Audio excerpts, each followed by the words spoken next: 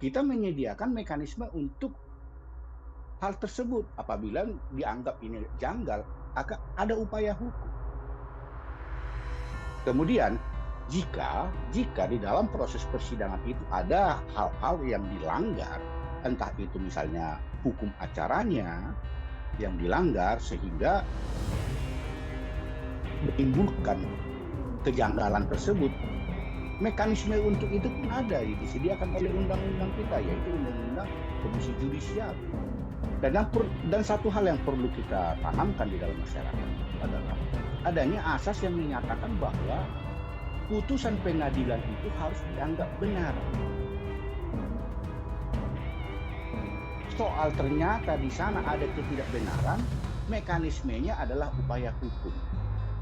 Tapi begini, yang namanya kecurangan, yang namanya kong kali kong, yang namanya juga penyelewengan, ini selalu terbuka. Dan kita juga tidak bisa menutup itu. Kan begitu, itu udah seperti sesuatu yang sering terjadi. Tapi kan ini kan kembali kepada hati nurani daripada majelis hakim. Oleh karena itu, seperti yang saya katakan tadi, putusan pengadilan itu harus dianggap benar. Nah, kalau ada sesuatu yang di sana dipandang ini tidak benar, mekanismenya adalah melalui upaya.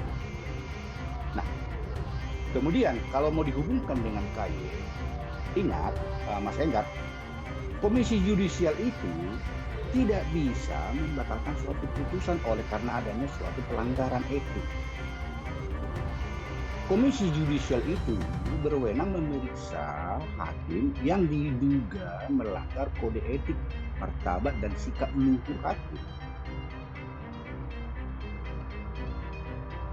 Bagaimana dengan produk daripada hakim yang diperiksa ini? Ya, produknya akan tetap dianggap benar. Produknya adalah putusan. Maka putusan itu harus dianggap benar. Nah, kalau ditemukan ada yang tidak benar, mekanismenya upaya hukum tadi, kasasi.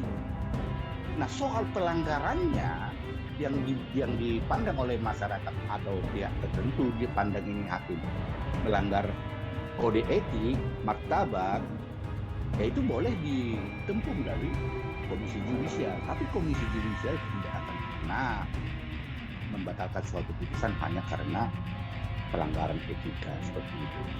Karena dia tersendiri, dia Komisi Yudisial itu memeriksa kode etik pelanggaran yang dilakukan oleh hakim. Dia tidak memeriksa putusan.